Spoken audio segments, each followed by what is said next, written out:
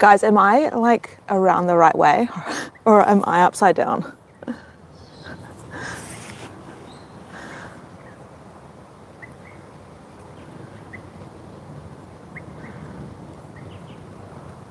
It's been 2 years since I did my last live. This is crazy. I am around the wrong way. Let me see if I can flip this. I'm doing this on my phone and I don't normally do that. Maybe I'll just go this way. We'll just go this way. There we are.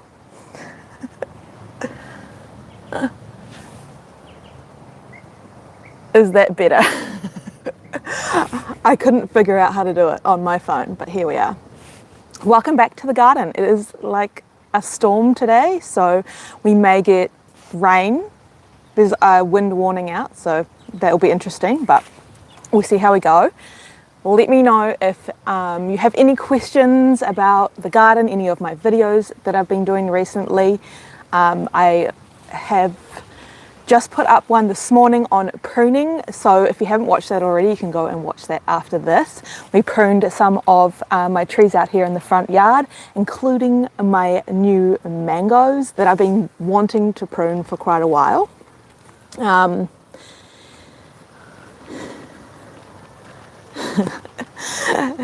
And so yeah, I'm excited about those.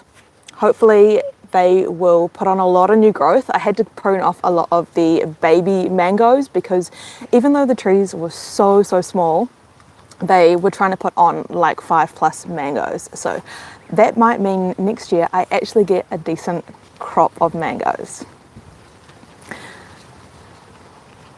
Yeah, let me know in the chat where you're tuning in from, because there's always people from all around the world and that's always so exciting to see. And I have missed chatting with you guys. I can't believe it's been 2 years since my last live. I used to do them all the time and then I just stopped and it became a little bit scary.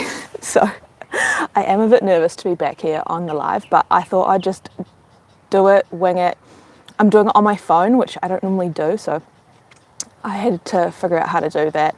And yes, it is very windy today, so I've got my mic on, hopefully that helps. But I thought we could have a coffee in the garden and catch up. Let me know if you've got any questions. And I have a few updates for you, things like Kevin the frog, where is he at? A new project that I've been working on that I want to share with you guys. And just an update from the garden, because it's springtime and a lot of things are happening, and we are coming into a bit of a stressful season with summer, because summer in Perth is disgustingly hot. We've had a few hot days already and it's just like a warning, and I sort of forget every year how hot it really is. So I'm not complaining about the wind and the rain today, that's for sure. I'm also like surrounded in snails.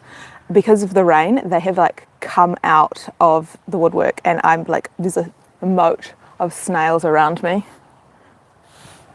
which I might show you. We might do a little bit of a tour if the Wi-Fi is good enough for that, and take a look around the garden as well. What do we got here? Brazil, New Zealand. This is so exciting to see people from all around the world. I have a coffee. This is my second coffee of the day. I was up at 5 a.m. to put out my video, so I had one then and I saved this one to share with you guys because I am a max 2 coffee a day person, so I can't be having any more than that, especially after lunchtime, or I will not sleep. Cambridge, New Zealand. Oh, it's so good to see so many familiar names as well. There used to be like the same people turning up every time in my lives, and I miss seeing you guys. So hopefully you can do this more regularly. I don't know when. This could be a good time, Sunday morning. I usually try and get a YouTube video out on Sunday morning as well, so we could just catch up after that and then answer any questions from that video, from any of the previous videos, and just let you know what's happening in the garden. I've got a few fruit trees that I'm trying to find homes for in the garden.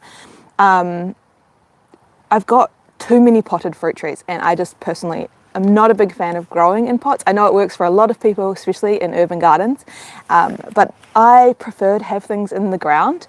So I'm trying to find homes for, I think, 3 of my potted fruit trees. The longan, which is flowering and fruiting in the pot, but it is quite a big tree. So I don't really know where I'm going to find home for it in the garden. I kind of need to create a new spot.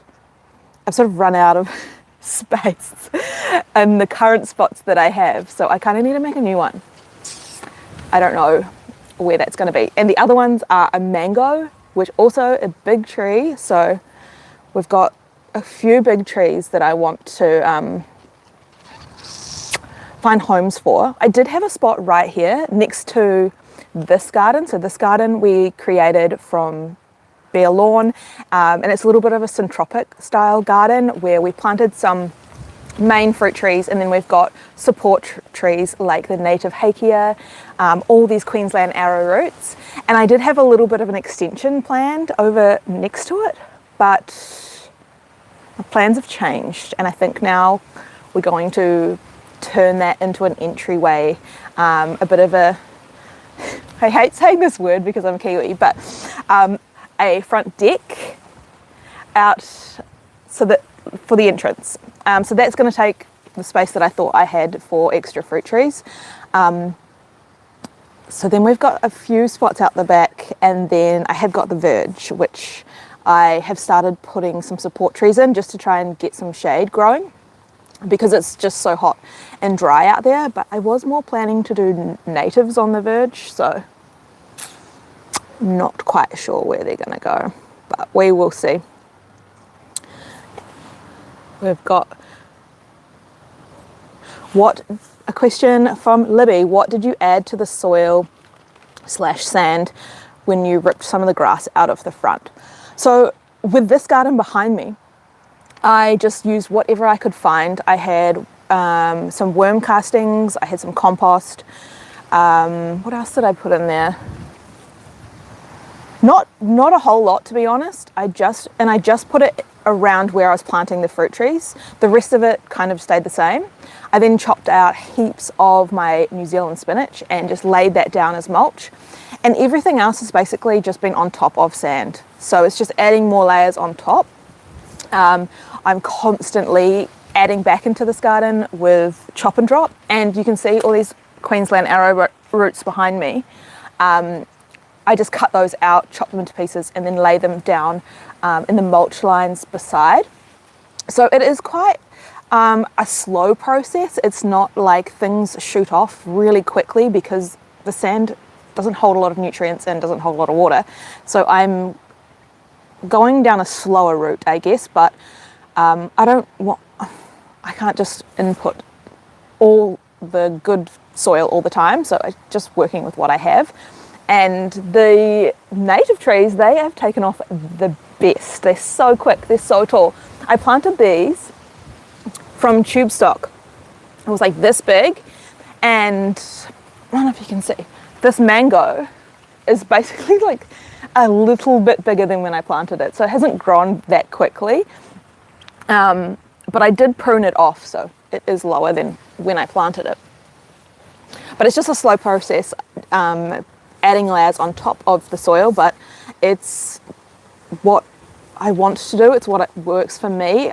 And I've got like probably like over 200 fruit trees now, so I can't just keep inputting more soil all the time, or I'd be having to remortgage my house.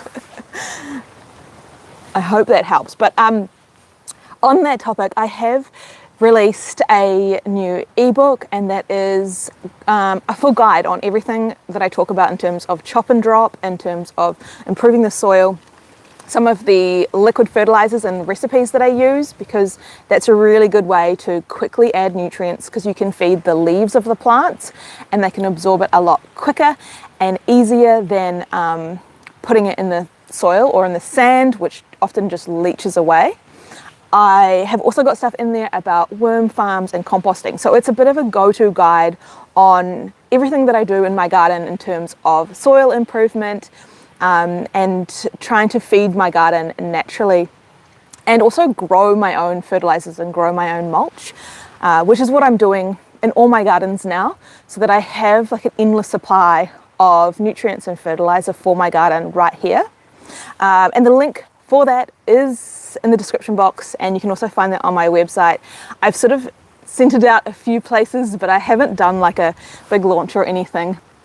So I thought I would let you guys all know today that that is live. I just thought I was going to do a bit of a small guide, and it ended up being, I think it's 49 pages. So it's a decent guide, and something that you can refer back to when I do my videos, because oh, there's little birds.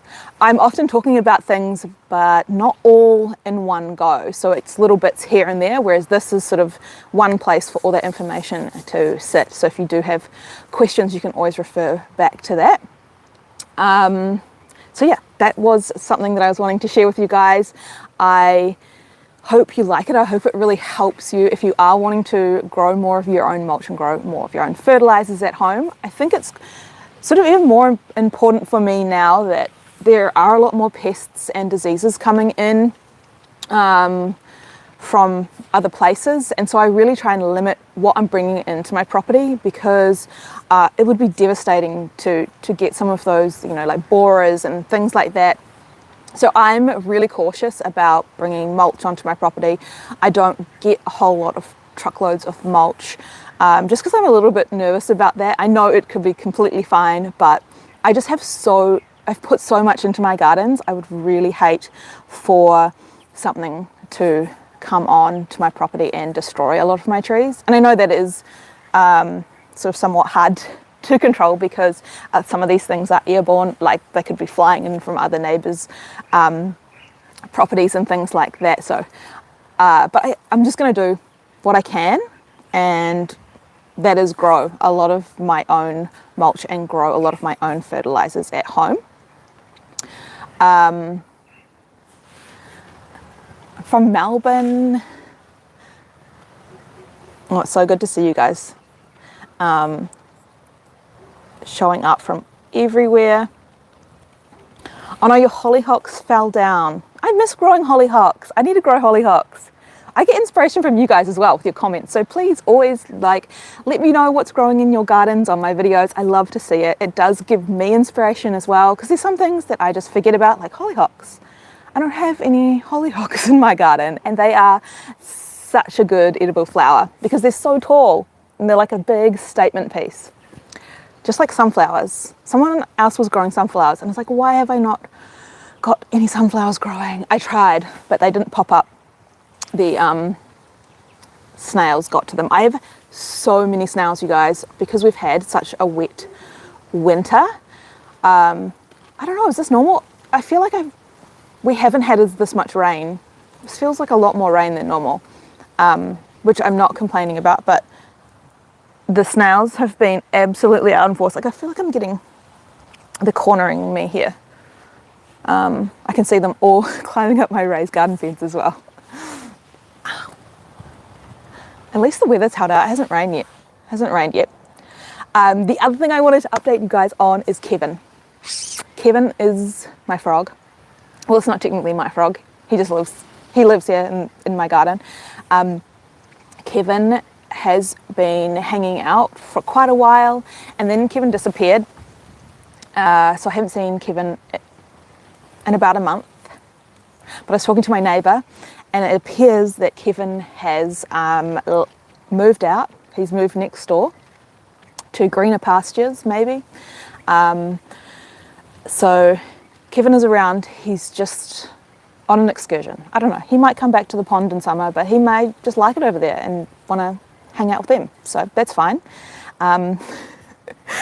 He's flown the coop, and I have tadpoles that are going to be transitioning into frogs soon. So there will be little baby Kevins hopping about soon. Oh, we've got some sunshine. But for now, yes, that's the update on Kevin. He has moved next door to my neighbour's garden.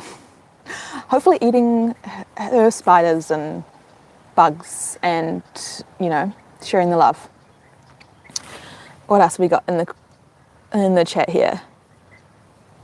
South America. Been away from my garden for 4 weeks.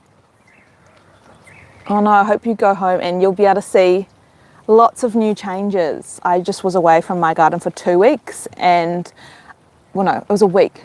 I was away for a week and it was pretty wild when I got back. The grass, like all the neighbourhoods, the grass is dead now, so there was obviously some pretty hot days around. And you can really see the shade. That's where you can see out the back we have shade over our grass, and it's much greener than out here. And then even just like around the garden beds where the shade is, it's definitely lasts a little bit longer, but it won't be long and it'll be crispy. What else we got in here?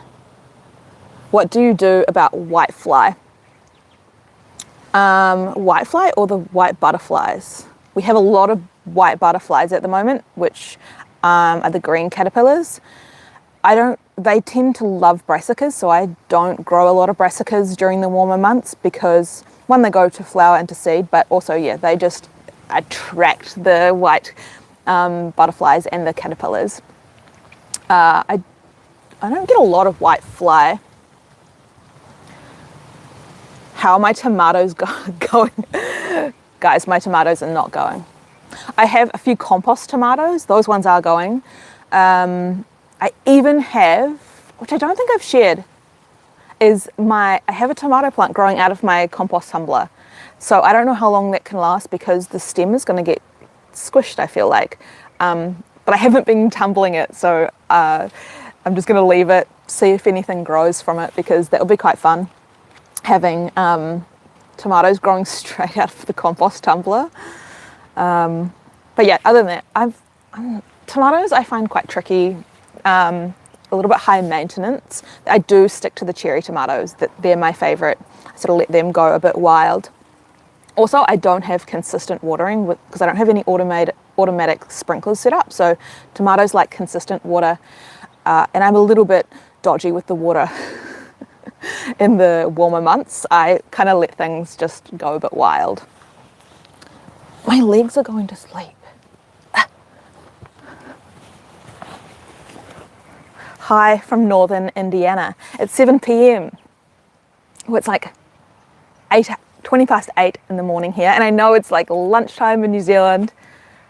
This is all different times. I think this could be a good time to do some more lives. Yes, it was sideways when I first started. I don't know if I have to set it up horizontal before I create the live, because I didn't have the option. I just had to turn my whole phone around, but there we are.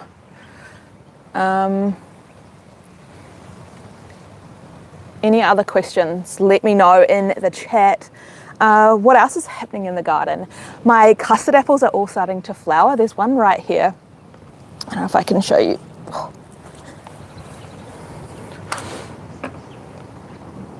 So I've got a little custard apple here and it's starting to flower. There's lots of flowers on my custard apples. And I have quite a few now. I've just planted a few more hidden in here as well. And you can see also up here, I've got my pigeon pea starting to produce lots of pods. Lots of dry ones. So I've been harvesting a lot of these.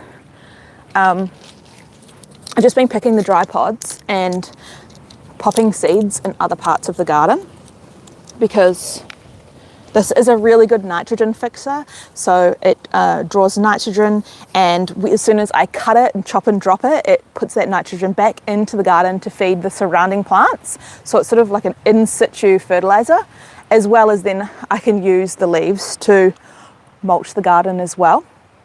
And I'm really starting to see with this warmer weather some of the hot spots in my garden that need more shade. So I've just been going around and popping seeds in everywhere, as well as the Queensland arrowroot. So I've been digging a lot of these out and spreading those to other areas of my garden that are just looking a little bit hot and crispy, because that is super drought tolerant and grows really quickly in this warm weather. Like, some of them are getting pretty tall now. And they're so easy to dig out. You can just pull them out like that. And so this one has already sent out a side pup. So I could even split that off, and that would be 2 plants, or I could just plant this and it's going to send off more plants really, really quickly. And then you can also, because these are the edible cannas, you can use these roots like a potato if you want to as well. So they're super versatile. And I know lots of people have been asking me where to buy these.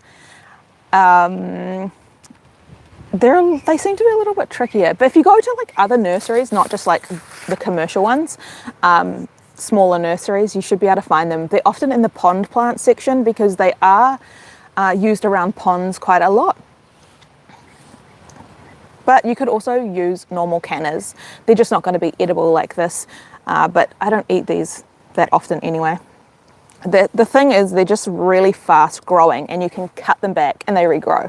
So you're just constantly getting that mulch, you're constantly getting that green material to add to the garden. It's basically like a little miniature banana trunk. So yeah, I've been popping these around, actually been putting them near the ends of my raised garden beds, because those do heat up in the sun. So blocking a little bit of that from the afternoon sun will hopefully help my raised garden beds stay a little bit, hold more moisture and not get so hot and dry. I mean, having the grape across the top would help. It has reached the top. The other ones I haven't, but I have got one. The flame seedless grape has been the most vigorous by far. It's obviously just found its groove. I just can see grapes on it. I cut all the grapes off, but I can see some little grapes.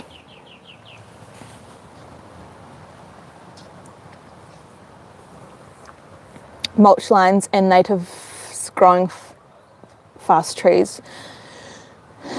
Are these concepts from syntropic agriculture? Yes, so I really took some inspiration from syntropic to start this garden. I don't have a lot of space, so I was only able to do it on a small scale, but I really love those concepts. I think a mixture sort of permaculture, food forest and syntropic, but I would love to have more space to sort of test out that syntropic style of growing a lot more. I really think it works, especially in a hot climate, to have all those support plants, to have the natives as the shade, and then the mulch lines where you can just chop and drop right there in the same spot. Food forest is a little bit harder because you have to sort of navigate around, whereas the straight lines really just make it so easy, especially if you want to go through quickly and just like chop it all out in one row. That, yeah,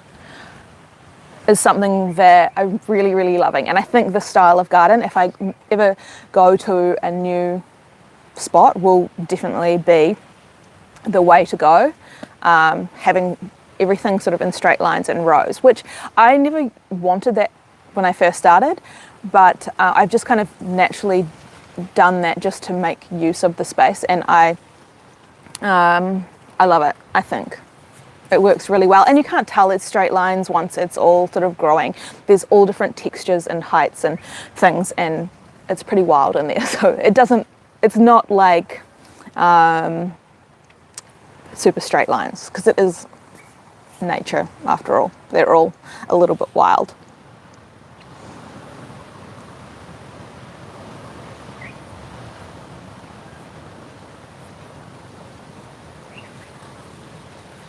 Yeah, that's pretty much all. I wanted to share with you my new guide that you can grab now. The link is in the description on my website, all the places now, and I'll start to share a little bit more. But if you do purchase it, please let me know. I'd love some feedback if there's anything that you would like added to that book, things that we've talked about that might not be in the book.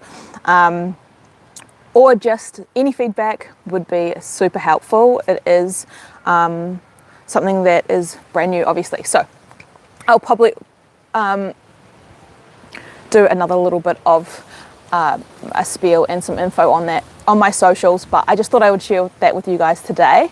And I thought we could do a little bit of a tour now. So I'm just going to show you a few things in the garden that are exciting at the moment, that are growing. Maybe we can even take a look at the avocado, the grapes, the custard apples, some of the new plants that I planted here. So let's go and have a quick look at those.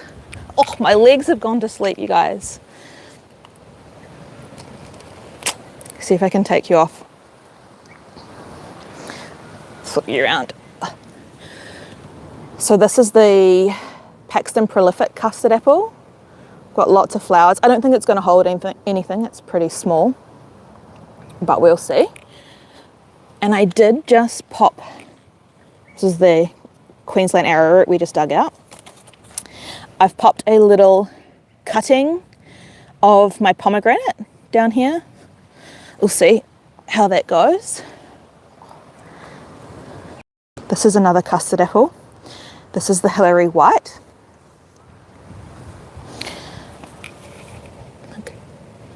That is a little peach. So now that it's the size, I'm going to put a bag on that because we don't want any fruit fly around. I don't know if I've cleaned my camera. That's better.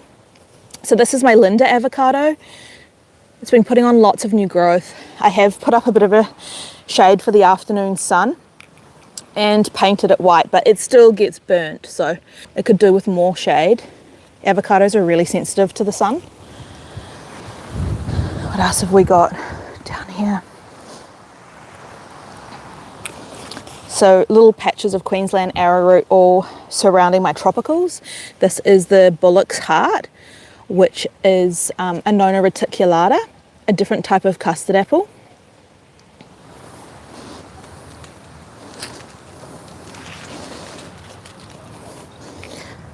My starfruit, putting on lots of new growth. And then this is my apium. This is cotton candy.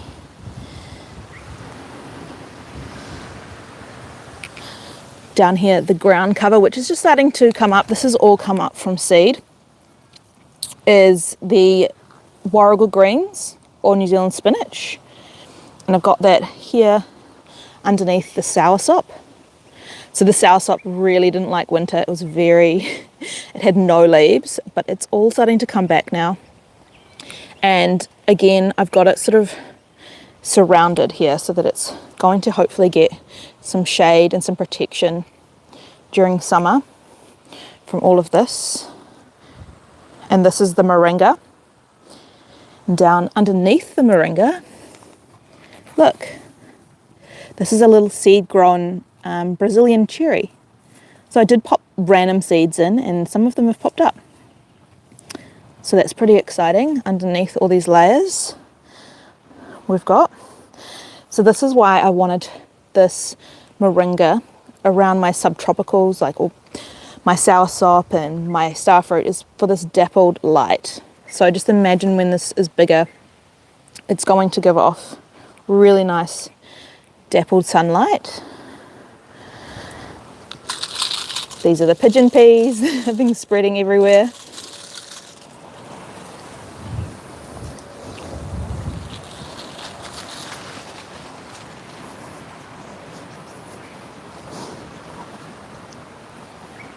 We got here the grape. These are the little grapes that I thought I cut them all off, but there's a few. But look, we've reached the top. So this is supposed to be my summer shade. The one on the side, I mean, it's growing, but it's like much smaller. more lettuce going to seed. If you watched any of my videos this year, you would have seen how much lettuce I had in my raised garden beds, and this is why. I just let them go to seed and then they scatter everywhere. These are some of the spots where I've put the Queensland arrowroot. So you can see actually this garden bed is getting really sun damaged because this is the hot afternoon sun. So I thought if I could put some of these in here, they'll start acting as a bit of a cover, a bit of shade for these raised garden beds to help stop that damage and also just stop them heating up so much.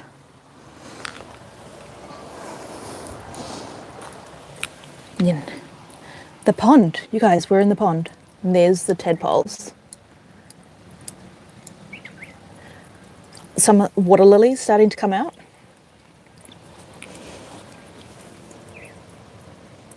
So I get asked quite a lot about the algae in the pond because I don't have a pump. This is the only thing that I have.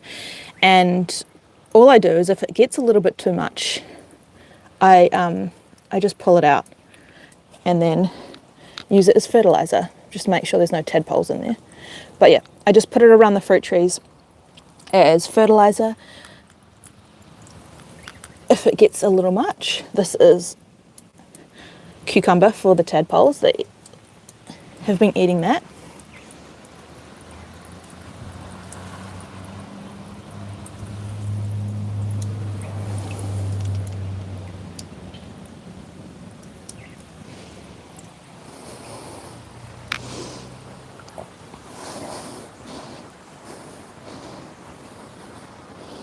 Seed grown papaya. I also need to put a bag on this. This is a nashi pear.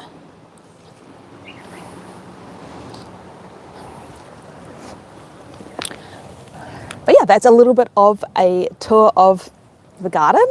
I hope you guys have an amazing rest of your Sunday, or if it's a different day where you are. But thanks for joining me on my first live back. Hopefully we'll be setting this up as a little bit of a regular thing so you know when to tune in, and I can figure out the settings on my phone a little bit better. But the sun is out. It didn't rain on me, which I was super surprised about, and the wind wasn't as bad as I thought. But thank you guys for watching, and I will see you next time.